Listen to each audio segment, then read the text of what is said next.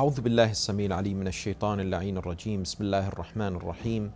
الحمد لله رب العالمين بارئ الخلائق أجمعين باعث الأنبياء والمرسلين، ثم الصلاة والسلام على أشرف خلقه خاتم أنبيائه سيد رسله نبينا وحبيب قلوبنا وشفيع ذنوبنا أبي القاسم المصطفى محمد صلى الله عليه وعلى أهل بيته الطيبين الطاهرين المعصومين المطهرين المكرمين، واللعنة الدائمة الأبدية على أعدائهم أجمعين من أول يوم ظلمهم إلى قيام يوم الدين.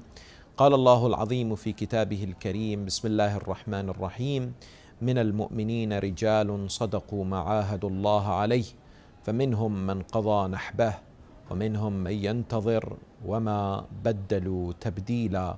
آمنا بالله. صدق الله العلي العظيم. Respected viewers, brothers and sisters in Islam, Assalamu alaikum wa rahmatullahi wa barakatuh. When we discuss the battles in Islamic history, and specifically during the lifetime of the Holy Prophet Muhammad sallallahu alayhi wa alihi wasallam, each and every battle has its own background, has its own connotations. The examination of each and every battle is crucial. And indeed, when the Quran talks and discusses the battles, there are always dimensions for us to take and to reflect upon and to ponder. When we discussed Badr and we discussed Uhud and the events after Uhud, there were indeed many valuable ideas and morals to take away. But one particular battle that is mentioned by name as far as an entire chapter of the Quran is dedicated to it is known as the Battle of Ahzab or Khandaq, otherwise also known as Confederation, the moat or the trench. Chapter 33, Surah Al-Ahzab, is named after this battle, and therefore it occupies a very central, pivotal position when it comes to the life and the biography and the seerah of the Holy Prophet Muhammad sallallahu alayhi wa alihi wasallam. Not only because of the fact that it has been named in the Quran, or at least there is a chapter in the Quran named after it, but when you look at the circumstances surrounding the battle itself, when did it actually happen? The battle and the preparations for it took part in the year 5 after Hijrah, and specifically in the month of Shawwal. What do we find therefore? It's because of the events of the Battle of Uhud 2 years earlier. The plan by Quraysh was to importantly exterminate and finish off Muslims. That's it, because they were buoyant with the victory and the so-called pushing back of the Muslims in the Battle of Uhud.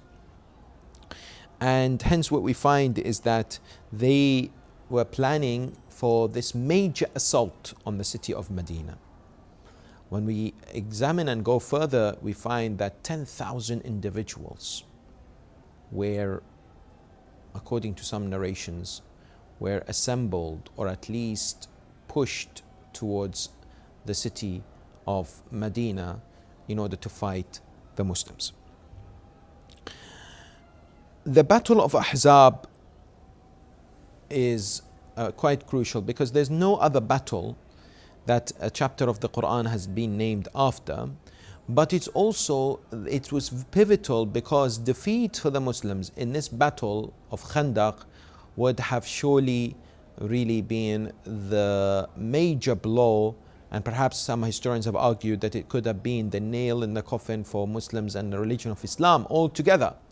Due to the sensitivity of the time, it was after the Battle of Uhud, and there was the kind of still the apprehension and fear in the hearts of some of the Muslims. Details are found in Surah Al-Ahzab, and it's very interesting, of course, when you look at the battle, to take the primarily the lessons from the Quran itself. So to look at what the ayat of the Quran say about the battle and to dissect it from that particular angle. But in order to understand what the Quran speaks about, let's look at the past, the background behind this particular battle, which had a number of features. In addition to the bravery and the courage of Amir al-Mu'mineen Ali ibn Abi Talib salawatullahi wa salamu alayhi, there were other key features that you and I are, it's important for us to know. First of all, when we look at the time and the circumstances, we know that the Jews that were living in Medina, there were many tribes. There was the Banu Qaynuqa, Banu Nadir, and others who were, of course, present in Medina. They had signed certain treaties, peace treaties, within the city with the Holy Prophet sallallahu alaihi wa alihi wasallam. What actually happened was that Quraysh wanted to gather and to assemble a huge army. And the idea this time was to get the support of the Jews, to get them on board, and to say to them and to promise them that if they were to join and if they were to take part, they would indeed be rewarded. And this is a great chance to immediately stop the spread of the Muslims and halt their progression, but rather also to destroy them once and for all. And therefore we find that people like Abdullah ibn Salam and others, as well as Bani Wa'il, they came to Quraysh. And they said to them that, look, we are complaining to you about Muhammad. Muhammad has targeted us and he has driven us out of Medina. Bani Nadir, one of the tribes of Jewish tribes, they were driven out of Medina because they had violated the pact with the Holy Prophet. Bani Qurayza had still had a pact. So they were still in Medina. Bani Qurayza was another particular Jewish tribe. They still had the pact. So what happened was that this individual, Abdullah ibn Ubay and members of Bani Wa'il, they came to the members of Quraysh in Mecca, complaining to them about the Muslims, and said, look, Bani Qurayza, let's try and get them on board as well. Let's try and get them to fight Muhammad and the Muslims so that we can have victory. Quraysh wanted to test these people. So they said to them, Adinuna khayrun am dinah? Is our religion better or his religion? You know, the Quraysh were polytheists. They were worshipping idols. The Jews, they claimed to be worshipping Allah, God the Almighty, monotheistic. In other words, how much are you willing to sacrifice when it comes to your faith in order to get what you want to? Because these tribes in Medina wanted the Quraysh to attack the city, and therefore they were posed this question, which is better? And of course they sold their faith by saying, بل دينكم خير من دينه وإنكم أولى بالحق منه. You are more worthy of the truth than he is, and your religion is better than his religion. Polytheism, they said, is better. And of course Allah subhanahu wa ta'ala revealed a verse in the Holy Quran which highlights this particular discussion that took place. Bismillah ar-Rahman ar-Rahim. Alam tara ila alladhina utu nasiban min al-kitabi yu'minuna bil-jibti wat-taghut. Don't you see to the people who have been given part of the book, in other words the Torah, but they believe in the idols, the jibt and taghut. So they sold their faith for the sake of what? Support. And this is also a very important, delicate point. Every area that we go through, we have to stop and ask ourselves, how do we learn from it? If today we are posed and we are in a situation where we have to sacrifice our faith in order to get something, in a business transaction where we are told you have to lie, cheat, deceive, or in a place of work where we have to disobey God the Almighty, or in any other area in which it is required from us to shove our religious practice, shove our deen on the side, and somehow just do whatever pleases others at the expense of the religion of Islam, at the expense of Sharia law and teachings and the instructions of our ulama as taught from the Holy Prophet and the Ahlul Bayt alayhum salam. Where do we take our decision from? Whom do we follow? Do we do what these individuals did? They sold their faith and said to this individual that or the individuals of Quraysh, your religion is better than his religion. And you know, the Bani Umayyah and Bani al-Abbas, they specifically targeted this point, this actual area. They wanted people to sell their religion. When I say they sell their religion, that means they will give away their faith for anything in return, for worldly gains. That we have an individual who was at the time of Bani al-Abbas, narration said to us that he was at the time of Harun or Al-Ma'mun, where one day Al-Ma'mun calls him. Al-Ma'mun says to him, I want you to come. He was one of the supporters or loyal people following the wretched dynasty of Al-Abbasi family and the caliphs. The Al-Ma'mun says to him, he says to him, how much am I worth to you? Or Harun says to him, how much am I worth to you? He says, Fidaka nafsi, I will sacrifice my life for you. He said, that's not enough. He says, what else? He said, Fidaka nafsi wa ahli.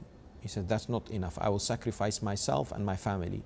He said, Fidaka nafsi wa ahli wa mali. I would sacrifice myself, my family, as well as my wealth for you. The so-called caliph said, that's not enough. When the individual said, all these wa fidaka dini, my religion is sacrificed for you, Harun said, that is what I'm looking for. Here, go with this servant, go with slave of mine, and do whatever he tells you to.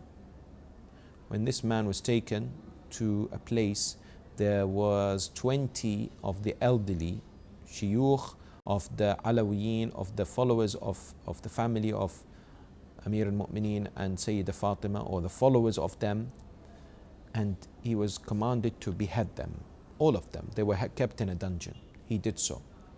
He did so for the youngsters. He did so for the middle-aged. He sold his religion.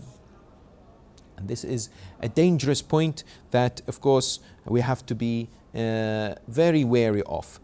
So what happened was, the Jews, these individuals now had this particular pact with Quraysh. Now what they needed to do was to go to Medina and to encourage and to try and bring Bani Qurayza to violate the pact that they had with Rasulullah, so that they could join the army of the Ahzab, so that they could come together and fight the Holy Prophet, peace and blessings be upon him, and his holy progeny. The narrations say to us that a man by the name of Hayy ibn Akhtab came at night to where Bani Qurayza are resided, knocked on the door of a man by the name of Ka'b ibn Asad, one of the heads of Bani Qurayza, the chief. And Ka'b, who found out it was this man, Hayy ibn Akhtab, he of course had signed this treaty with the Holy Prophet, opened the door and said to this man, to Hayy ibn Akhtab, Ka'b said to him, you have come as a source of damnation. You have come to me with lots of trouble, with problems. Yes? What do you want? Muhammad has been good to us. He's respected the treaty. I shall not betray. So that individual said to him, by God, I know that you are not opening the door because you fear that I've come to you for food, or I've come to you some help.